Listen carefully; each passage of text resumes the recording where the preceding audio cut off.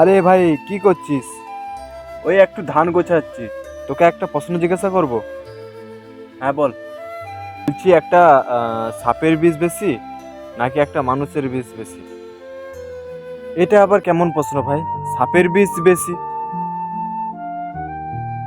আর তুই হাসলি যে? তাহলে শোন বলছি। হয়তো সাপে, যে কোনো একটা সাপে, বিষাক্ত সাপে কামড়ালে হয়তো হসপিটালে নিয়ে গেলে ও হয়তো ঠিক হয়ে যাবে।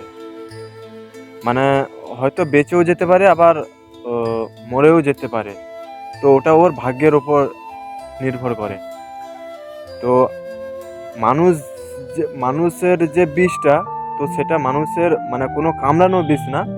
তার যে কথা বলার যে ভঙ্গি বা কোনো মানুষকে খুব পরামর্শ দেওয়া, তো সেটাই হচ্ছে আসল বিষ। মানে হয়তো তুই হয়তো কাউকে কাউকে লাভ করছিস, বা হয়তো সে হয়তো তোর বেস্ট ফ্রেন্ড।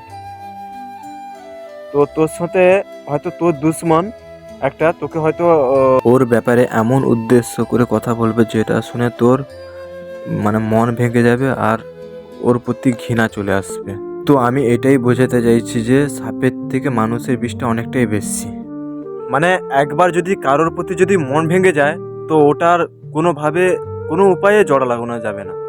তো গাইস, তোমরা অবশ্যই কমেন্টে বলবে যে আমি কথাটা ঠিক বললাম কি ভুল বললাম।